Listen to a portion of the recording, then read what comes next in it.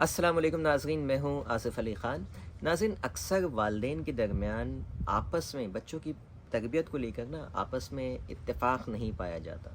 यानी वो इख्तिलाफ़ राय के साथ तरबियत कर रहे होते हैं।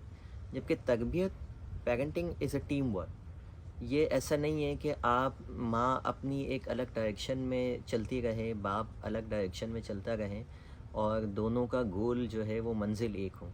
जब आप अलग अलग डायरेक्शन में चल रहे होते हैं तो मंज़िल एक कैसे हो सकती है? ठीक है, तो लिहाजा इससे बच्चे बड़े कन्फ्यूज़ हो जाते हैं कि माँ की सुने या बाप की सुने।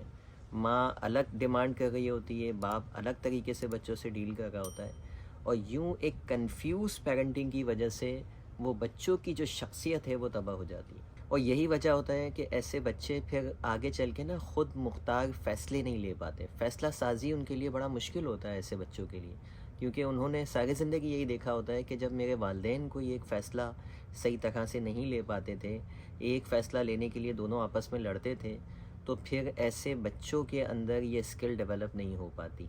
5 बातें आज मैं आपको बताऊँगा, कोशिश कीजिए उस पर अमल करने की। पहली चीज़, प्राइवेट डिस्कशंस करें। बच्चों के सामने कोई भी बात ले जाने से पहले आप कोशिश करें उसे प्राइवेटली डिस्कस कर लें।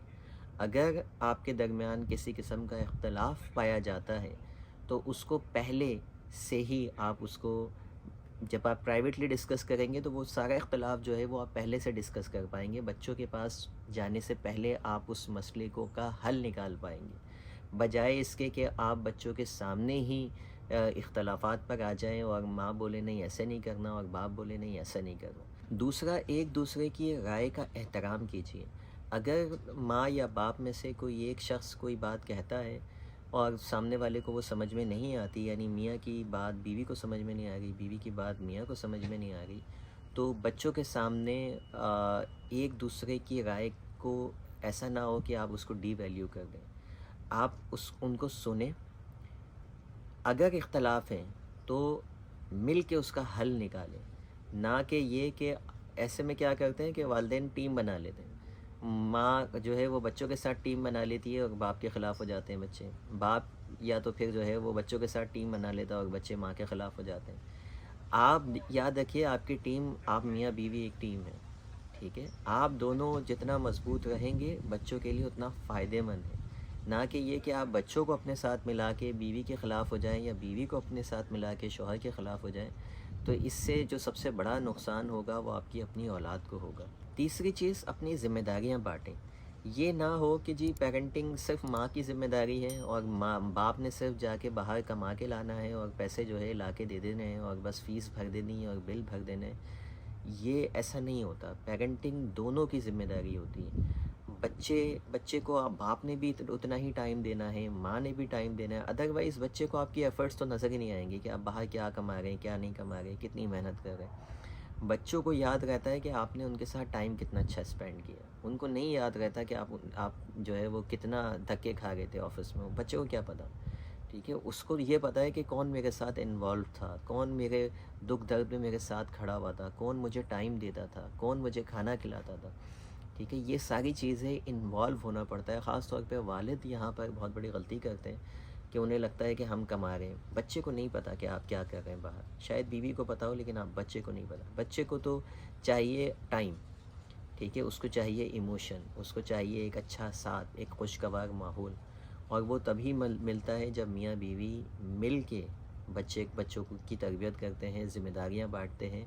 तो बच्चे को लगता है कि हाँ, ये मेरे वालिद की ज़िम्मेदारियाँ हैं, ये मेरी वालिदा की ज़िम्मेदारियाँ हैं घर पर, और हम मिल के ये जो है मेरे वालिदैन मेरी तरबियत कर रहे हैं। चौथी चीज़, एक दूसरे को सपोर्ट करें।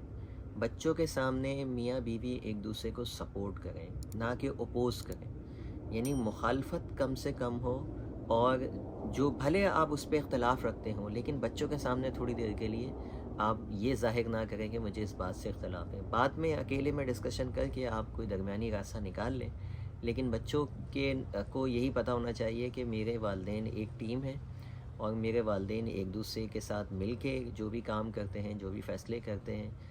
और इस तरह से जब शौहर जो है वो बीवी की राय की अहमियत करेगा और बीवी शौहर की राय की अहमियत करेगी, तो बच्चे आप दोनों की राय की अहमियत करेंगे, अहमियत देंगे। अदरवाइज़ क्या होगा, आप ان کو عزت نہیں دے رہے ماں کو، ماں باپ کو عزت نہیں دے رہی، ان دا اینڈ بچے دونوں کو عزت نہیں دیں گے۔ بچے بولیں گے آپ لوگوں کی بات کی کون سی کوئی خاص ویلیو ہے، نہ تو باپ کے نزدیک ویلیو ہے نہ ماں کے نزدیک ویلیو ہے، تو وہ آپ دونوں کو ہی ڈیگریڈ کریں گے، اور پھر زندگی کے کئی مراحل ایسے آئیں گے جب وہ آپ سے ڈسکس بھی کرنا پسند نہیں کریں گے اپنے معاملات، کیوں انہیں لگتا ہوئے گا کہ ان کی سپورٹ کی مجھے ضرورت نہیں۔ لیکن جب آپ ایک دوسرے کو سپورٹ کریں گے تو پھر بچے بھی پھر آپ کے جو ہے وہ آپ اسی طرح سے لیں گے، اور آپ کی بات کی اہمیت ان کے نزدیک بڑھے گی۔ پانچویں چیز، مثالی والدین بنیں۔ بچے آپ دونوں کو دیکھ کر بڑے ہو رہے ہیں، اگر آپ میں اختلافات ہیں تو بچوں کی ویلیوز بھی اسی طرح کی بنیں گی، وہ بھی ہر ایک سے اختلافات کرتے رہیں گے۔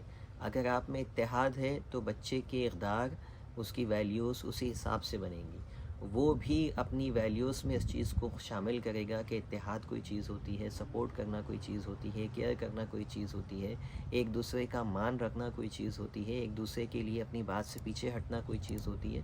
یہ ساری ویلیوز بچے کے اندر پیدا ہوں گی۔ لہٰذا والدین کا اتحاد، یکجہتی بچوں کی ذہنی صحت کے لیے بے انتہا ضروری بھی ہے، اور آپ کے گھر کو خوشگوار بنانے کے لیے، اس کے ماحول کو خوشگوار بنانے کے لیے بہت ضروری ہے۔ یاد رکھیے گا کہ ایک متحد خاندان ہی ایک کامیاب خاندان ہوا کرتا ہے۔